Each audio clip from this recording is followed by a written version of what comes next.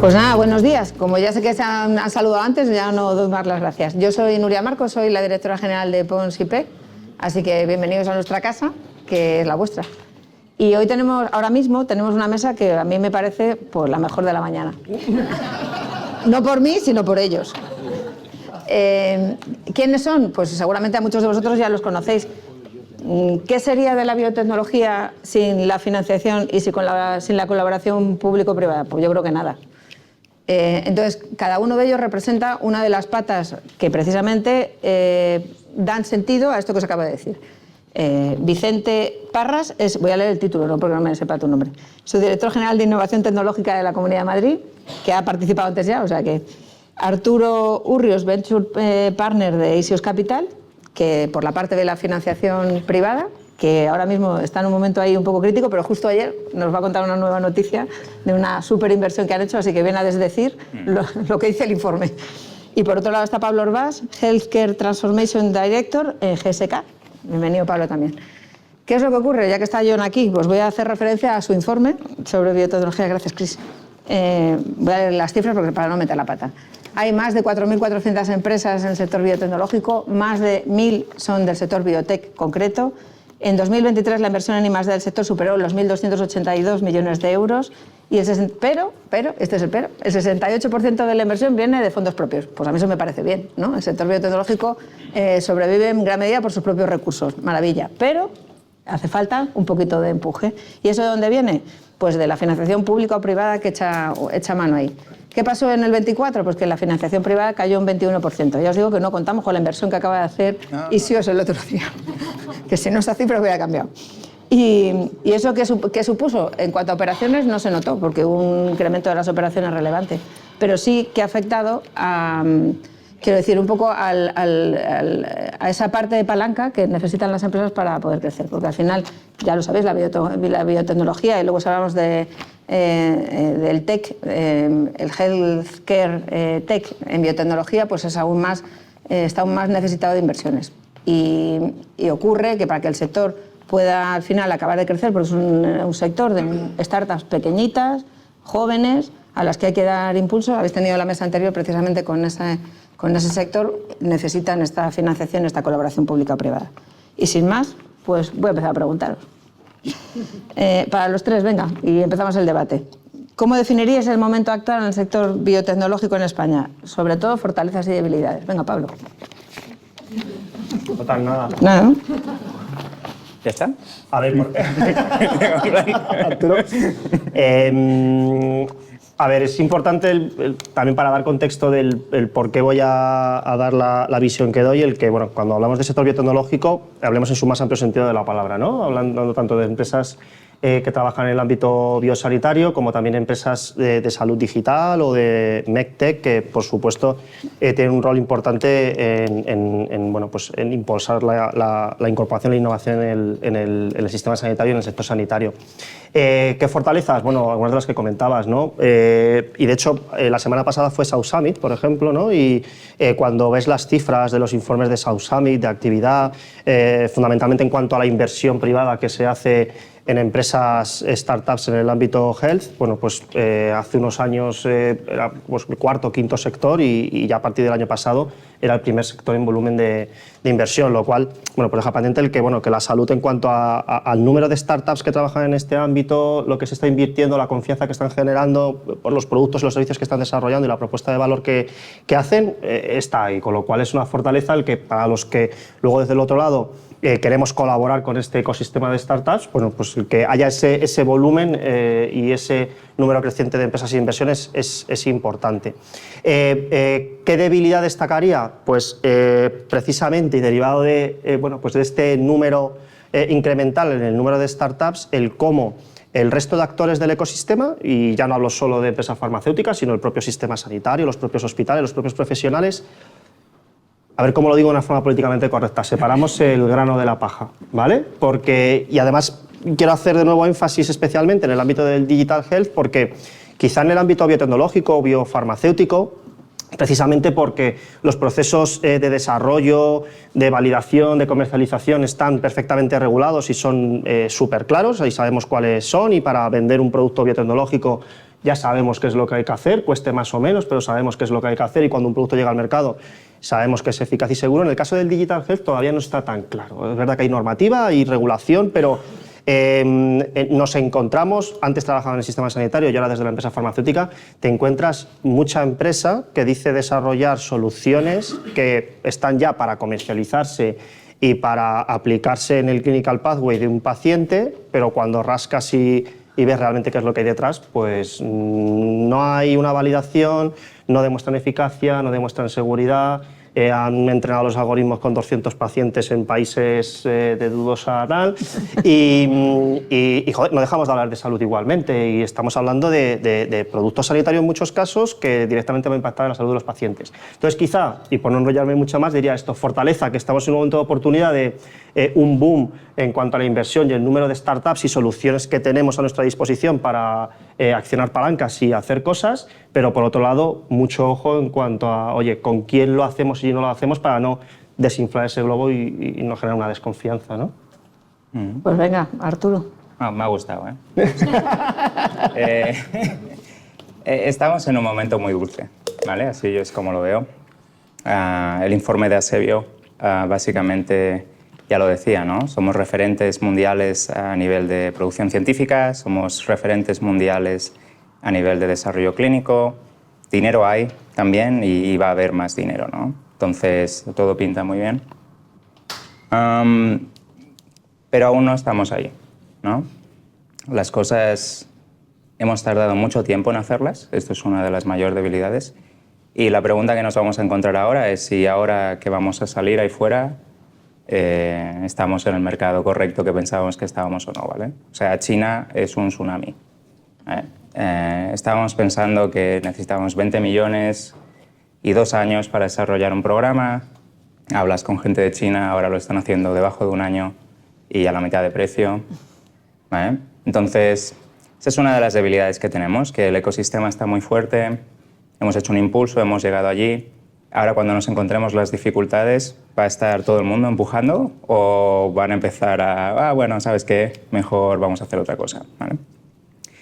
Pero la parte positiva que tenemos es que aquí hay una pasión impresionante, ¿vale? Y se necesitan energía para tirar a las empresas.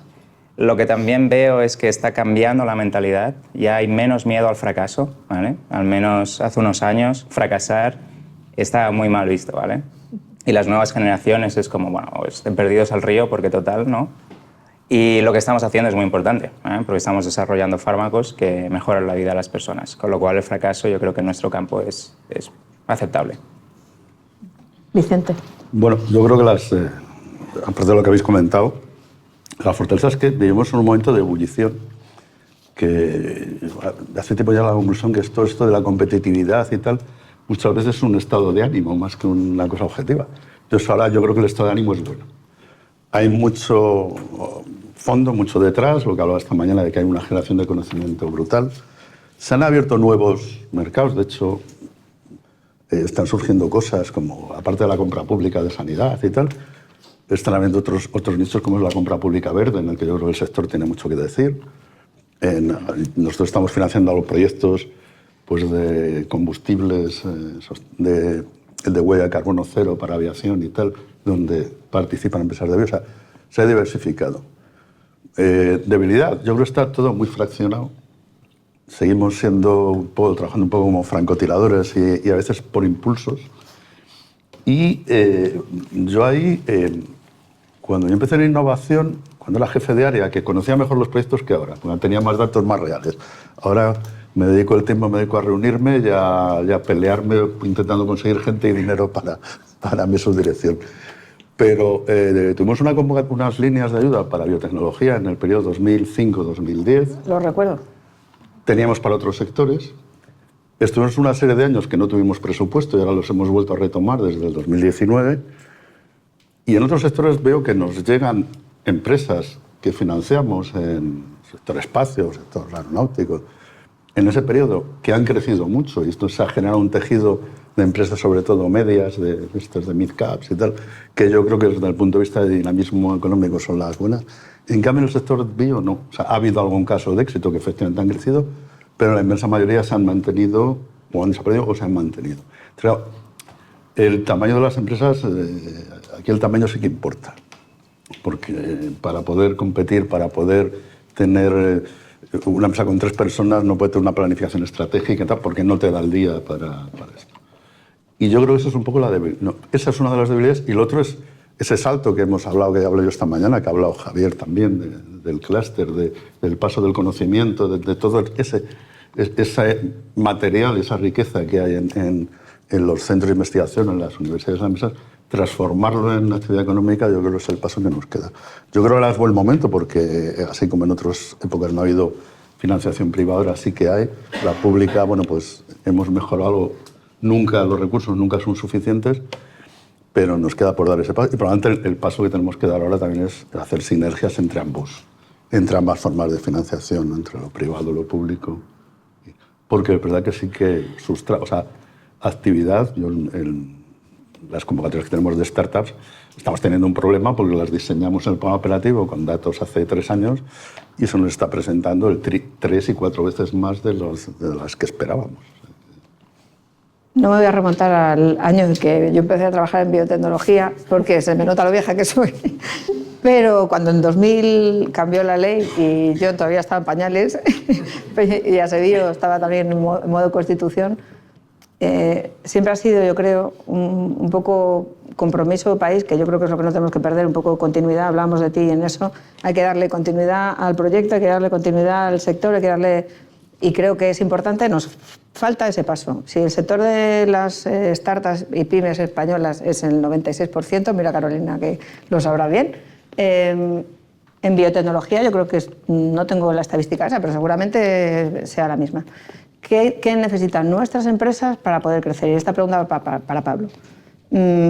¿Qué hace? O sea, me ha encantado el proyecto, que ahora os lo contaré un poco, por qué GSK está metido en esto. ¿Y qué busca una gran compañía, una Big Pharma como esa, en el sector biotecnológico, en esas startups? ¿Qué necesita de la financiación público-privada? ¿Qué necesita de esas startups? Has dicho antes, es que no acaban de estar en el estadio, ahora que hablamos de los TRLs. ¿En qué TRL necesitas una tecnología suficiente para eso? Venga, cuéntame. Genial.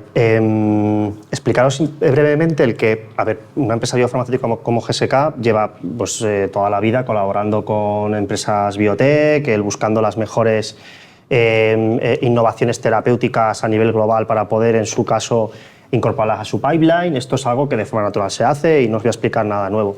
Pero lo que estamos haciendo desde GSK, desde hace un año a esta parte, y concretamente en mi área, es bueno, pues el ir más allá, ¿no? Como empresa innovadora, decir, bueno, yo llevo toda la vida dedicándome al desarrollo y comercialización de fármacos innovadores y para ello pues apalanco mucho y busco mucha colaboración con la industria biotech a nivel global, pero vamos a dar una vuelta de tuerca y decir, oye, en un ámbito en el que estamos viendo, estamos en plena, como decíamos, ebullición de una transformación digital de los sistemas sanitarios, de esa incorporación de las soluciones digitales, ya no solo en salud, pero también especialmente en salud para mejorar el manejo de las patologías de nuestros pacientes.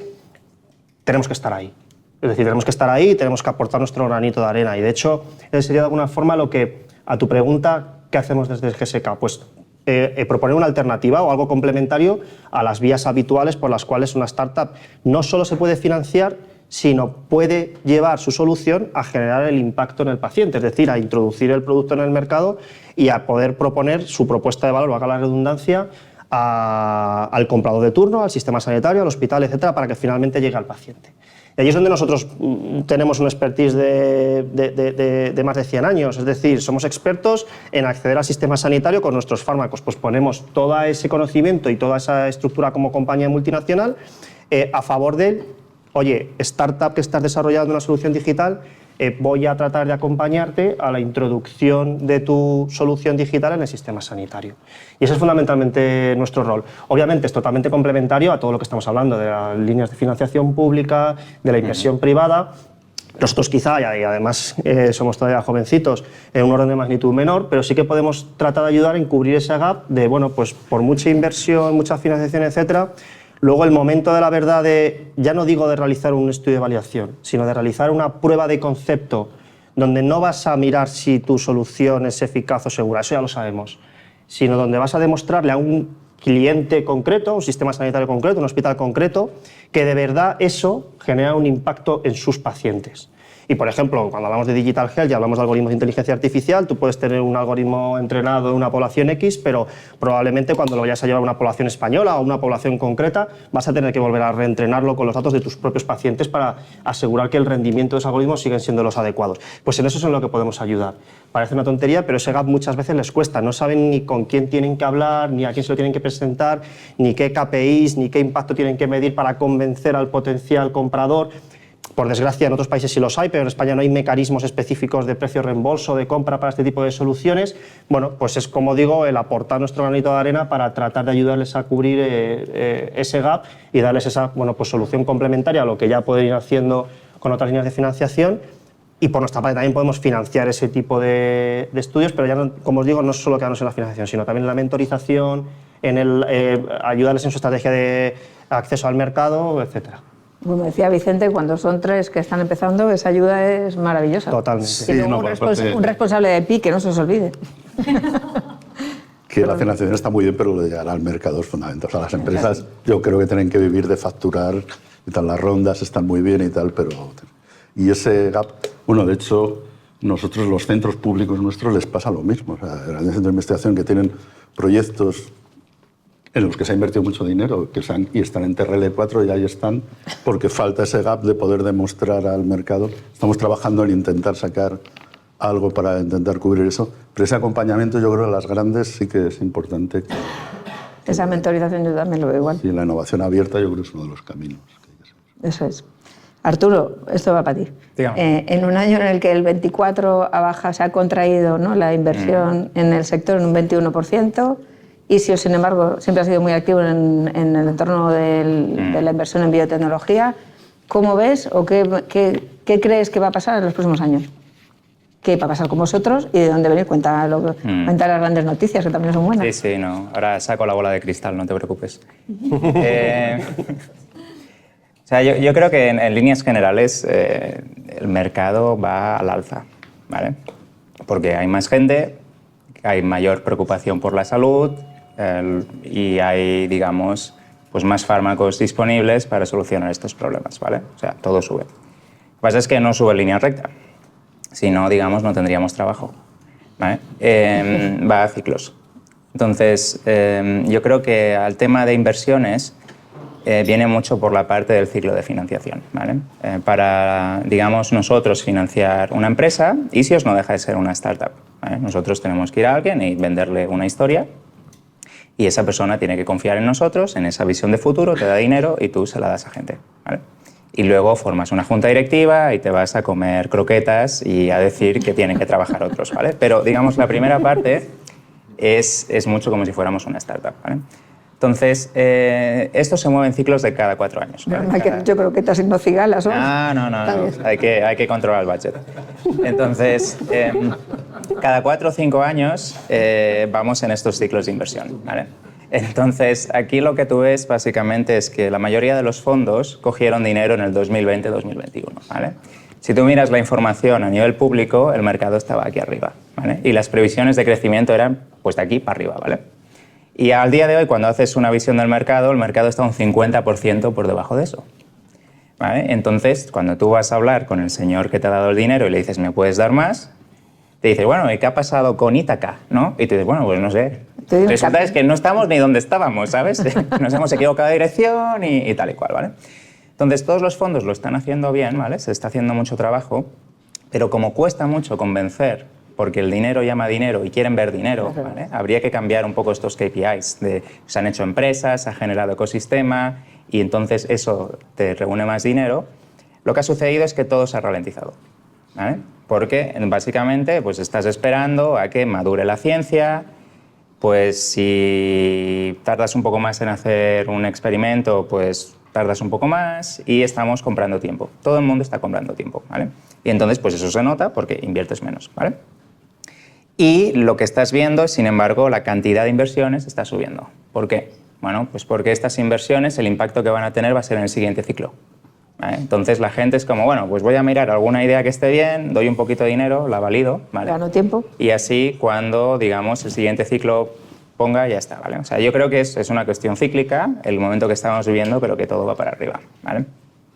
Y como ejemplo, pero sí que es cierto, ¿vale? Se está ralentizando. Entonces, por ejemplo, nosotros ayer anunciamos una ronda de financiación, ¿vale? De 119 millones, que creo que es la más grande, pero no, ya tenemos la certificación de SBIO. Entonces, la historia de esta ronda es muy sencilla, para si no lo sabéis, ¿vale? Nosotros, básicamente, los inversores americanos vinieron y dijimos, ¿por qué nos damos más dinero que Dios? ¿No? Y dijimos, bueno, vale, va. Pero hazlo después de la presentación del informe de SBIO, porque si no, no generamos polémica, ¿no? Entonces, esperamos justo al mismo día, ¿vale? Y dijimos, ahora haces el release y ya está, ¿vale? No, pero básicamente sí que hay dinero para apoyar grandes ideas, ¿vale? Y sobre todo para apoyar data, ¿vale? O sea, datos científicos que sean prometedores.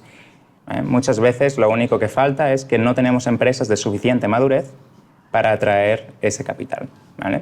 Entonces yo creo que esto va a cambiar, se necesitan más emprendedores, se necesitan más empresas. Yo creo que los costes de construcción de estas empresas van a disminuir. Yo creo que lo que se tiene que hacer es buscar talento que se tuvo que ir, ¿vale? Y ahora puede volver de alguna forma y utilizar a esta gente como mentores, ¿vale? Porque si puedes convencer al experto, luego al inversor lo vas a convencer muy fácil, porque la mayoría somos muy tontos, ¿vale? O sea, tú confías en alguien que ya lo ha hecho antes y si esa persona sabe cómo hacerlo, ¿quién soy yo para decirle que no? ¿Vale? Si todo tiene sentido. Pero encontrar a esa persona, ¿vale? Encontrar a esa persona, motivar a esa persona y el dinero fluirá. Y entonces a partir de aquí irá creciendo. Yo creo que es un momento dulce, como decía. Y yo creo que el futuro pues, se van a hacer más empresas, vamos a crecer todos. Y yo creo que la empresa biotecnológica del futuro va a ser muy diferente a la empresa que hay ahora, ¿vale? Yo creo que van a ser equipos muy pequeños, ¿vale? Con mucha CRO, con mucha participación internacional que ejecutan muy rápido, ¿vale? Y va a ser un momento como Silicon Valley, donde cada uno lo hacía en su laboratorio, ahí en su laboratorio, en su garaje, pues no será en un garaje porque necesitas tener regulaciones, sí, pero habrá un caldo de cultivo de innovación que acabará generando más moléculas, ¿no? Vale. ¿Te atreves a lanzar para que ese escenario un horizonte temporal, una horquilla? No hace falta que nos digas. Sí, antes de que muera. Ya queda, pues, es muy joven, o sea que queda un montón. Vicente, creo que estáis hablando los tres un poco de la misma problemática, ¿no? Al final, el tamaño de las empresas, en este caso, sí que importa y afecta mucho, ¿no?, a la consolidación del sector. Y luego a la competitividad internacional es otro problema que hemos tenido desde siempre en el sector bio. Para que una empresa sea competitiva tiene que tener muchas cosas que tienen que hacer entre 2 o 3 personas, que tienen recursos limitados, tiempo limitado, que tienen que a lo mejor hasta dedicar todavía tiempo a su universidad o al centro de investigación, que les tienen financiación pero limitada y claro, lógicamente, con un objetivo concreto que tu inversor te va a pedir ese retorno. En la Comunidad de Madrid se acumulan más del 18%, ¿no?, de las empresas biotech españolas. Y estáis acostumbrados a ver precisamente ese gap, ¿no?, de que las empresas tienen un proyecto bueno, ¿cómo les podemos ayudar a escalarlos desde la comunidad? ¿Cómo les pueden ayudar a escalar los demás que están aquí? Que son un buen... una buena pregunta. No sé. Pues yo creo que es, aparte de la financiación, el acompañamiento. Yo creo que la experiencia, hay una experiencia que se hizo hace años en el País Vasco en sectores industriales, que era que las propias empresas mentorizaban a la competencia. Eso requiere una cultura que yo creo que aquí no se da, pero yo creo que eso es un poco el tema. La parte de financiación están las ayudas, las nuestras de CEDET y el Ministerio de la Comisión Europea. Hay líneas para todo tipo. Inversión privada yo creo que hay. Yo creo que falta ese acompañamiento, esa mentorización a largo plazo. Nosotros tenemos programas de mentorización, pero son cortos. Para un sector, además, o para unas tecnologías que el retorno es muy largo, ¿no? Es a muy largo plazo. Yo creo que falta ese acompañamiento.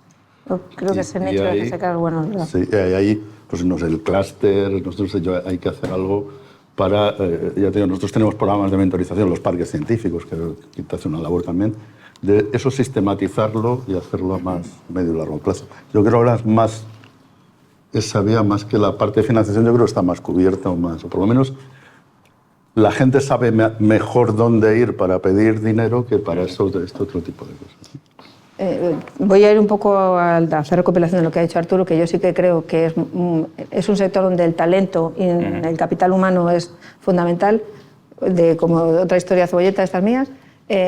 Conocéis muchos de vosotros a Joan Perelló, Sí. que es buen amigo nuestro, porque la Universidad de Baleares era cliente nuestro, ahí me ve Patricia Ramos, que íbamos a visitarle las dos. Estaba en la universidad, le llamamos el imberbe, porque era el becario del grupo de investigación. No se puede decir, bueno, lo llamamos así. Hablaba como Los Ángeles, se veía que sabía de su proyecto más que nadie, se veía que tenía muchas ganas. Ha tenido que luchar contra, vosotros lo sabéis, los tres, contra viento y marea, y ha tenido un proyectazo que finalmente pues, ha tenido un final feliz. De esos hay pocos, ha habido muchos piedras en el camino. Estamos en un sector ahora, en este nuevo de Health Tech, Biotech y Pharma, que la financiación combinada de capital riesgo, 60.000 millones en todo el mundo en 2024, 25.000 en concreto de Health Tech. ¿Cuál creéis que es el secreto de este éxito para que consigamos muchos Sanifit por ahí por el mundo? Esta pregunta para vosotros dos. Yo voy a soltar alguna burrada, con lo cual aprovecha. ¿Cuál es la pregunta exactamente? ¿Cómo creéis? Ya me lanzo yo. Le has asustado. ¿Cuál creéis que es el secreto? No me extrañas, se ha perdido Pablo. ¿Cuál crees que es el secreto del éxito dónde está la clave o la palanca para que el sector healthcare en España, hablamos de España ya, hay que traerse para acá, cómo hacemos que nuestras biotech sean mejores ahí y puedan competir a nivel internacional, que va a ser la siguiente pregunta para que os vayáis preparando? Voy a lanzarlo con la respuesta de la respuesta anterior, que estamos hablando de personas, ¿no? Pero ¿por qué hablamos continuamente de personas pensando exclusivamente en el emprendedor? Porque en la adopción, y llevándolo quizá de nuevo más al terreno de la salud digital y tal, la adopción de este tipo de soluciones no depende exclusivamente del emprendedor o de la startup. Depende del que está al otro lado, depende del usuario final y del que va a percibir el valor de esa solución, ese producto, ese servicio. Lo digo porque al final, y además lo decía Vicente en cuanto a mentorizar, formar, etcétera, no nos limitemos exclusivamente a mentorizar al emprendedor para decirle, oye, este es el camino que tienes que seguir para llevar tu solución al mercado, sino que vamos a hablar con el mercado y vamos a igualmente mentorizar y formar a ese usuario, a ese comprador, en cuanto a, oye, ¿qué es lo que te conviene adoptar o no adoptar para solucionar tus problemas? Lo digo porque, y especialmente cuando hablamos del ámbito tecnológico, posiblemente en el ámbito biofarmacéutico, bueno, pues tienes unas necesidades clínicas muy claras, en patologías concretas, tienes un arsenal de nuevas moléculas, etcétera. Y como decía al inicio, pues hay comités donde se decide, bueno, pues qué es más pertinente, menos pertinente, más coste eficiente, menos coste eficiente. El proceso de evaluación de tecnologías sanitarias, de nuevos fármacos, está súper establecido, pero en el ámbito de la salud digital es que no es tan así. Entonces, bajo mi punto de vista, más allá de lo que has hablado de trabajar con los emprendedores, las startups, etcétera, es también trabajar con el otro lado. Y eso también nosotros ejercemos un rol. Esto es algo que no es una cuestión de financiación, sino una cuestión de hablar con los profesionales sanitarios, hablar con los evaluadores de tecnologías sanitarias, hablar con los gerentes, hablar con los gestores sanitarios y que ellos entiendan cuál es la benevolencia o el potencial impacto que pueden generar este tipo de soluciones e incluso, y aquí ya sí que en muchos casos toca hacerlo casi lugar por lugar, sistema sanitario por sistema sanitario, incluso hospital por hospital, el buscar esos mecanismos para adoptar esas soluciones. Y cuando les hablas de compra pública innovadora y tal, hay muchos que sí que saben de qué les estás hablando, pero otros muchos no lo saben. Y en muchos casos, y además ahora que tenemos los fondos MRR, o sea, muchos te dicen, mira, Pablo, si ya no es una cuestión de que vengas tú a financiarme una prueba de concepto o a financiarme, si es que el problema es que no sé bien cómo gestionar y cómo invertir estos fondos que tengo de Europa, además con unos plazos brutales y súper estrictos en su cumplimiento. Pues también hay mucho de esto, de mentorización y de formación desde este otro lado. Entonces, a tu pregunta del cómo es mucho de esto, ¿no? Está muy bien el que, bueno, pues cada vez haya más empresas, más startups trabajando en innovación en salud, en desarrollo de productos biofarmacéuticos en salud, pero o trabajamos con el otro lado, especialmente en el ámbito al que yo me refiero, o bueno, va a ser un desbordamiento de potenciales soluciones que se van a quedar en las puertas del hospital y no se van a adoptar realmente. Sí, complicado, ¿eh? O sea, aquí en España tenemos cosas buenas, ¿vale? Pero eso no depende de nosotros, ¿eh? Hay el sol, ¿vale? La gastronomía, la cultura, eso nos ha tocado la lotería y lo tenemos que aceptar, ¿vale? Es un país que es atractivo para el talento para venir aquí, ¿eh? Y eso es bueno y creo que tenemos que aprovecharlo de alguna forma, ¿vale? Entonces, cuando las condiciones, digamos, internacionales han cambiado, tú imagínate que la gente se iba a Londres, ¿vale? Con todo el tema del Brexit, o qué va a pasar, no sé cuánto, ¿vale? ¿A dónde se mueven? Pues se van a Ámsterdam, se van a Alemania, se van a Francia, los precios suben y la gente se da cuenta que, bueno, ahora que pueden trabajar en remoto, pues ¿por qué no trabajar desde el sur, que también se está bien, ¿no? ¿Vale? Y esto es un cambio, y ahora lo estamos viendo también en Estados Unidos. ¿Qué va a pasar con mi beca? ¿Vale? Pues bueno, entonces digamos que hay una oportunidad, ¿vale? Como país, porque como país somos atractivos y eso se puede utilizar. Por desgracia, tenemos poca influencia en esto y esto es algo positivo que tenemos, ¿vale? ¿Por qué también vienen? Porque ahora hay infraestructuras, ¿vale? Pero esta decisión se tomó hace 30 años, ¿vale? Esto ha de ser una decisión que ha de ser estratégica a largo plazo, ¿vale? Con lo cual se tienen que seguir haciendo infraestructuras. No para la gente que hay ahora, sino para la gente que puede venir, ¿vale? Entonces, eso lo tenemos ahí. Lo que falta aquí es una academia, ¿vale? De emprendedores, digamos, o de gente que sepa hacer track development o que sepa hacer track discovery, ¿vale? Y esto es muy sencillo. O sea, quizá hace 20 años pues, no era consciente de esto porque no existía o porque no podía permitírmelo, ¿no? Pero cuando apareció todo el tema de los restaurantes, ¿vale? El Bulli y el Lasarte y todos estos grandes chefs, ¿vale? Que saltamos a 3 estrellas, 4 estrellas, 5 estrellas, top mundial, ¿vale? ¿Qué pasa? Que en las cocinas de esa gente se formaron los cocineros del mañana, ¿vale? Y a partir de aquí tú ves en todas las ciudades, Barcelona, Madrid, los grandes clústeres, que se están haciendo cosas muy bien, ¿vale? Hay muy buenas cocinas, le están dando una vuelta a la gastronomía y esto se ha extendido, ¿vale?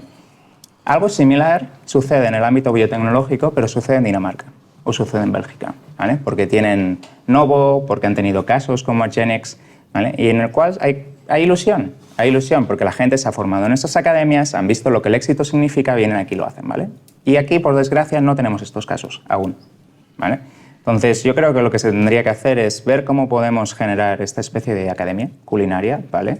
Pero de Drug Discovery o Development. Esto es lo único que podemos intentar acelerar y poner todas las facilidades posibles para que el que quiera hacer algo se anime y tener estos casos de éxito que puedan acabar generando esa ilusión en el ecosistema, ¿no? Y cuando tienes esa ilusión y, digamos, esa innovación, el dinero fluye, ¿vale? Porque... Por lo menos para competir con el resto de europeos, ¿no? Pero sí. De los chinos, ¿alguna recomendación? Bueno, cogerse que vienen curvas. No, es imposible. O sea, la parte positiva es que la innovación y los descubrimientos pueden venir desde cualquier sitio, ¿vale?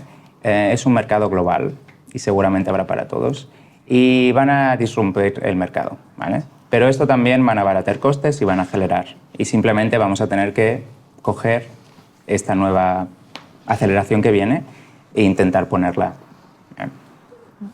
Pues hemos llegado al punto, yo creo, ha pasado en los demás sectores, ¿eh? Nosotros que como vemos en términos horizontales todo tipo de tecnologías, nosotros tenemos oficina en China. La primera vez que viajé yo a China, hace un montón de años también, nos habían contado que habían comprado un tren de Siemens y lo habían abierto y no sé qué. Yo llegué allí, vi unas estaciones y unos trenes y unos precios que, o sea, mejoraban, competían. No sé. Creo que tenemos que aprender también de ese modelo y tenemos que aprender a cómo acelerar, ¿no? Y esta pregunta ya va para los tres y si queréis pues vamos terminando para no... La mayoría de biotech son micropymes o pymes, estamos todos de acuerdo. Tenemos problemas para internacionalizarnos, para crecer. ¿En qué palancas nos tenemos que agarrar? Acordaos de una de ellas, tiene que ser la IP, así que ahora que no me oye nadie. ¿En qué otras palancas creéis que estas compañías pueden mejorar su competitividad desde vuestra perspectiva? ¿En qué invertiríais más vosotros? ¿En qué qué proyectos apoyaríais desde la comunidad? Yo, colaboración. Yo creo que es la palabra clave. O sea, ir cada uno por su cuenta no tiene sentido. Y tener visión amplia, lo que decías, Pablo, es fundamental. El tema de la compra, de si el comprador no te conoce o no tiene cultura de mirar. Nosotros hemos financiado algún proyecto en temas más digitales, también con ayuntamientos. Normalmente cuando tú sacas un producto que vas a comprar, o el que tiene un problema clínico no quiere andar haciendo experimentos, quiere una solución inmediata. Entonces, tiendes a comprar siempre a los mismos, a sacar pliegos pensando con la mente puesta en la misma gente. Entonces, todo esto de colaborar, de presentar, de tal, yo creo que es fundamental. Los proyectos colaborativos, los proyectos individuales están muy bien, pero están muy bien individualmente, pero para mejorar el ecosistema la colaboración es... Yo creo que eso, retomando lo que decía antes Arturo, creo que ha sido un hándicap para España siempre. Europa nos ha puesto a prueba en eso de cómo colaborar, ¿no? Entre, no solo ya colaboración público-privada, que parece que eso, como se entendía ya, se ha llegado a entender bien. ¿Cómo hacíamos la colaboración privada-privada? Y entre todos, y compartir, y, ¿no? Eso es un modelo para crecer. Arturo. Aparte de la IP. Aparte. ¿No? Sí. Ay, que se me había olvidado. Es que digo, no se me ocurre nada más. Digo, voy a tener que... No, estoy en blanco. No. O sea... Reconoce que la IP ayuda. ¿no? Sí, la IP ayuda.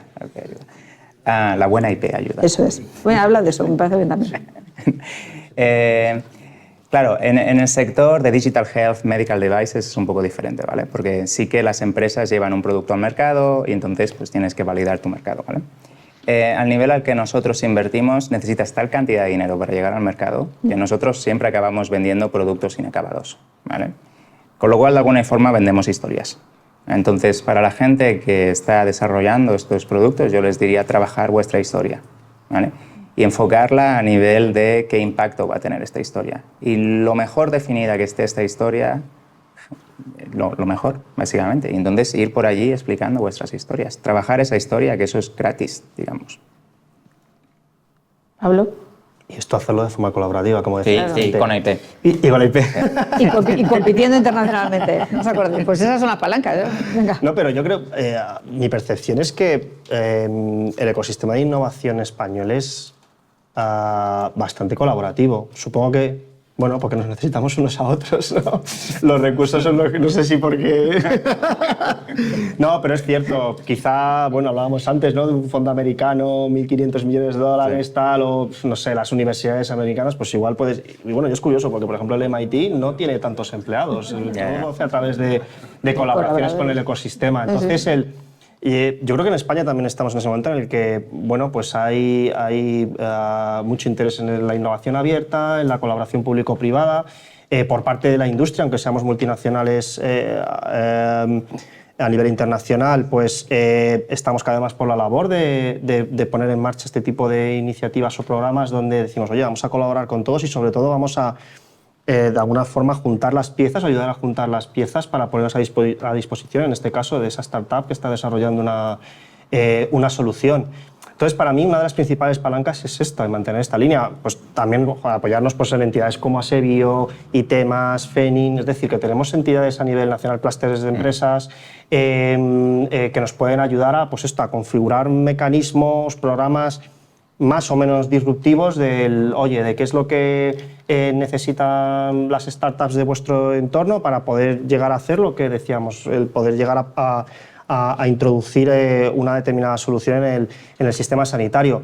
Y ahí, bueno, pues todos tenemos un deber, ¿no? Y cada uno aportar lo que sabemos, pero, por ejemplo, por nuestra parte, joder, tenemos una relación con sociedades científicas, asociaciones de pacientes, brutal. Vamos a poner... Esto, evidentemente, se ha hecho siempre, históricamente, bueno, pues con un objetivo de negocio, del negocio que nosotros tenemos, pero ahora es relativamente sencillo el virar y decirles a estas asociaciones de pacientes, oye, ¿tú me ayudarías a configurar o a diseñar un reto, un desafío clínico que yo lance al ecosistema de startups español? Es decir, vamos a definir bien una necesidad a la cual la startup pueda proponer una solución. Y esas mejores soluciones, pues ya valoraremos si yo puedo financiarles un desarrollo, vamos conjuntamente a un proyecto europeo o buscamos un inversor privado. En fin, es de alguna forma poner a disposición el ecosistema o los actores o los compañeros de viaje que cada uno tenemos a disposición del desarrollo e introducción de soluciones innovadoras en el mercado. Pues si os parece, por sumarizar, ¿no?, la conversación y las tres intervenciones, hay futuro, ¿no? Hay futuro en el sector, tenemos que agarrarnos a ese futuro porque... Uy, dime. Me gustaría hacer una pregunta. Perfecto. Si no, ahora ya estás. Ponte por aquí, sí. Claro, claro. No, es que creo que habéis tocado un tema importantísimo. Si no oís, ahora os lo traduzco en voz alta. El tema de la digitalización y la entrada de las soluciones con participación digital, el acceso al mercado de estas soluciones, pero no veo que veáis una alternativa todavía para facilitarla, que tú tienes razón de que estamos teniendo dificultades con esto, ¿no? Por un lado está el tema de la regulación, la penetración de la inteligencia artificial generativa, la identidad digital, el trabajo en la nube, etcétera. En temas de salud, la digitalización, la regulación va a ser complicada, cuando menos, ¿no? Pero por otro lado, lo que tenemos por delante es que este tema de la utilización de las herramientas digitales dentro de las soluciones que se diseñen es urgente e importante, porque ahora mismo nuestro sistema de salud, el mayor problema que tiene es precisamente el de la búsqueda de eficiencia en los procesos clínicos. Yo creo que hacemos bastante bien lo complejo, pero hacemos bastante mal lo sencillo.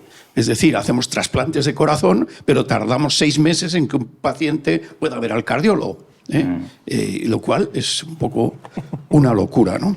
Entonces, es verdad que comentabais que es importante, claro, en este caso, el comprador, y que el comprador no está preparado para comprar herramientas digitales. Con lo cual nos encontramos con varios problemas en el acceso al mercado, que probablemente la regulación hoy no está suficientemente preparada, y me temo que cuando esté preparada será todavía peor, porque lo que se dice de la regulación de inteligencia artificial son amenazas por todos los lados, y por otro lado el usuario pues tampoco está preparado para comprarla, ¿no?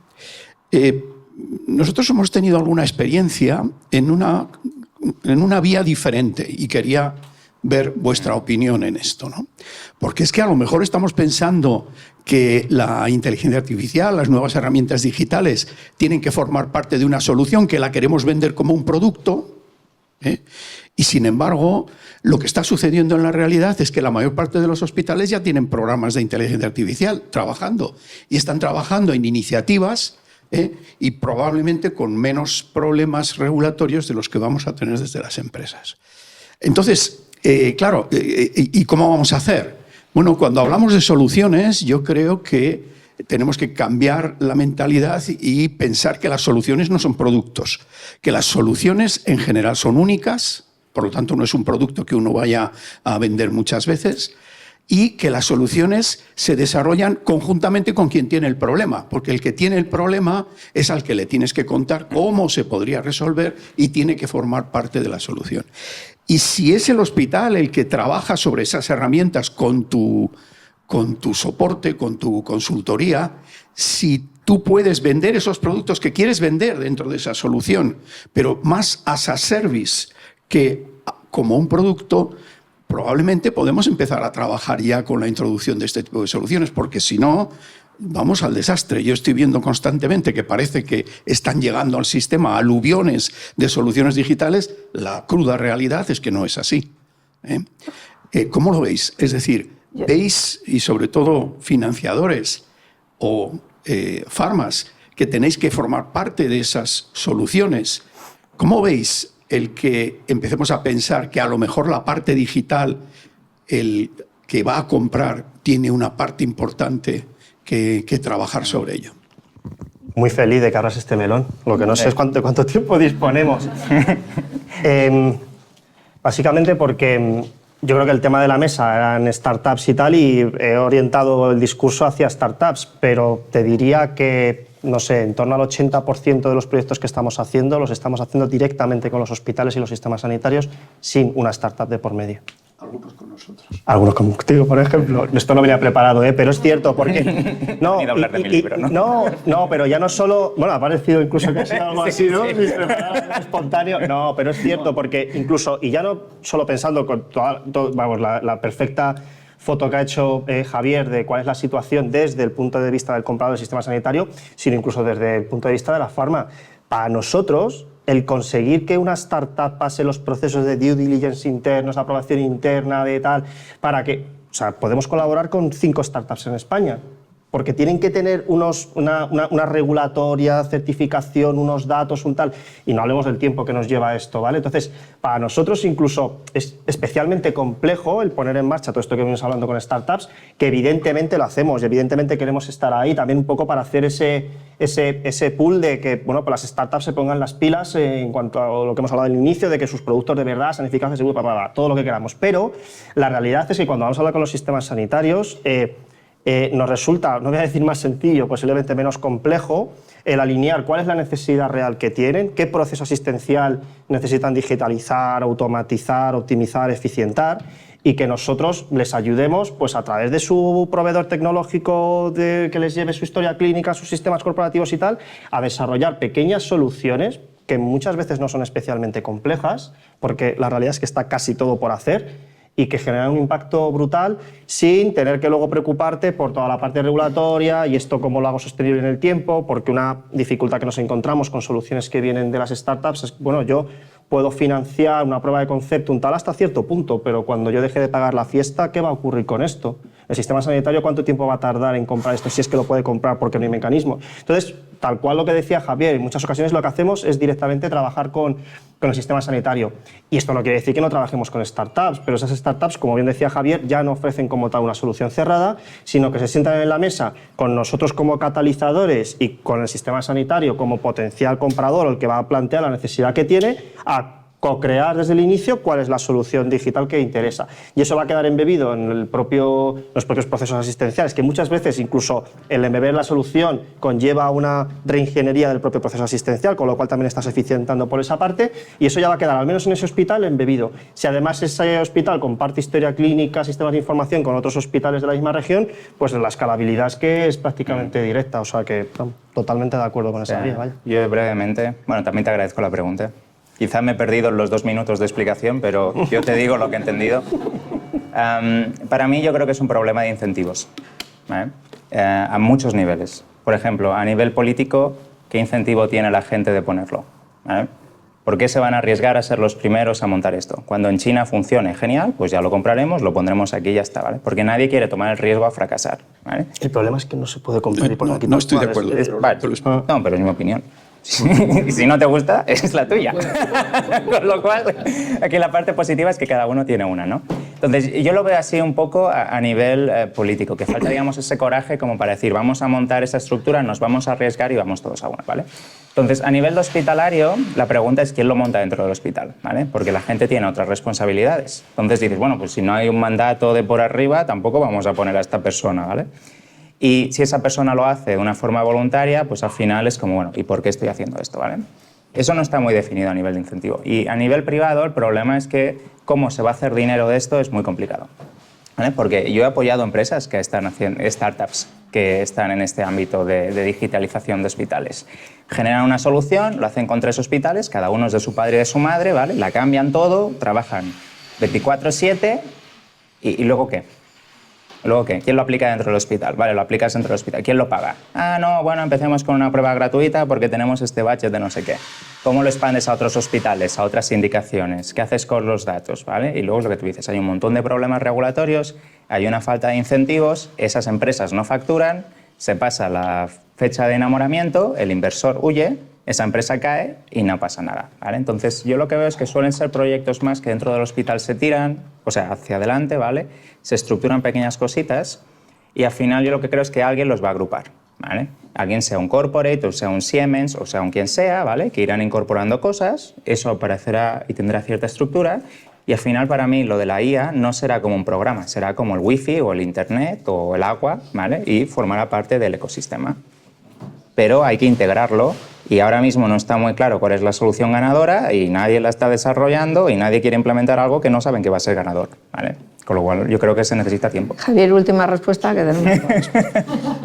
Yo creo que has tocado 3 temas. El primero estoy en total desacuerdo, ¿no? Yo creo que los hospitales están llenos de profesionales que saben el drama que están manejando y están deseando poder encontrar soluciones y dispuestos a escuchar a cualquiera que vaya a decirles que les puede ayudar en esto. Y ahí por lo menos una docena de casos en España que te podría contar uno detrás de otro. Y eso en realidad es fantástico, porque es lo mejor que tiene nuestro sistema de salud.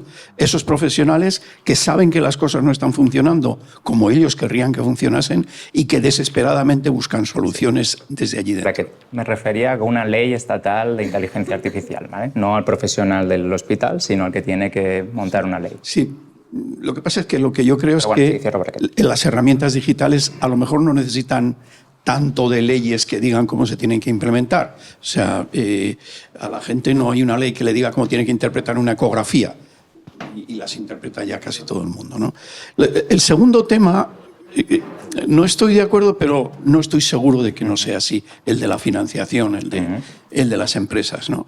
La realidad es que cuando uno hace una solución para un hospital y funciona bien, enseguida hay muchos otros hospitales que van a verla y que la quieren. Y yo creo que hay un ejemplo en España fantástico, que es el Hospital Sant Joan de Déu de Barcelona, que como tienen mucho dinero, pues han desarrollado todo tipo de soluciones digitales in-house, y que ahora mismo hay otra media docena de hospitales en España que están copiando soluciones de Sant Joan de Déu, que graciosamente se las ofrece. Yo no sé si ese es un ejemplo que sea extrapolable o no, pero desde luego yo creo que por ahí se puede abrir una vía, ¿no? Y el último, ¿cómo se puede, digamos, convertir en un negocio esto? Bueno, esto habrá que buscarlo, porque yo creo que es inevitable que vamos hacia eso. Es inevitable que vamos hacia que los sistemas de salud consigan ser más eficientes. Es inevitable que las herramientas tecnológicas penetren en la organización de los hospitales. Tendremos que buscar la manera de que eso, para quienes aportamos tecnología o aportamos soluciones o conocimiento, sea un negocio. Ahora mismo no lo tengo claro, pero creo que tendremos que encontrarlo, y vosotros yo creo que seríais los que tendríais que ayudar en esto, ¿eh? Se hace mucho para ayudar, aunque no se vea, pero se hace mucho. En definirlo, sí. Muchas gracias. Gracias, Javier. Bueno, pues por sumarizar, ya os digo ahora sí. Creo que después de 25 años de entrada en vigor de esa ley, sí hemos avanzado. Y la cosa buena que veo es que tenemos claro dónde NM necesita mejorar, lo tenemos claro. Creo que las empresas biotech, y en concreto las tech, health tech, sí que saben trabajar, porque ha sido siempre su modelo. No es un producto final, es un modelo de servicios para ir financiándome hasta que tengas el producto final. O sea, que yo creo que ese modelo de negocio saben hacerlo. Tienen retos legales por delante enormes. No hemos hablado de la data, eso nos daba para otro día, ¿no? Lo ha mencionado Arturo en algún momento. Tenemos que competir internacionalmente y ya no nos vamos a conformar con el entorno europeo, americano, China. Tenemos que aprender a competir ahí. La financiación está de las dos vías, la pública y la privada. Hay que saber ir a por ella, hay que saber competir mejor, hay que crecer en tamaño y hay que saber lo que necesita, tanto como decía Pablo, que ha sido todo su discurso, yo también lo comparto. Hay que escuchar al sistema sanitario, que es lo que necesita, que es cómo podemos proveerle de servicios, y ahora nos falta eso de acabar de hacer el match, ¿no? Entonces, aquí este foro y todos los a los que vosotros vayáis, yo creo que van a ser grandes altavoces que van a permitir que eso sea así. Así que a partir de aquí ya podéis contarlo vosotros también. Muchas gracias. Vale.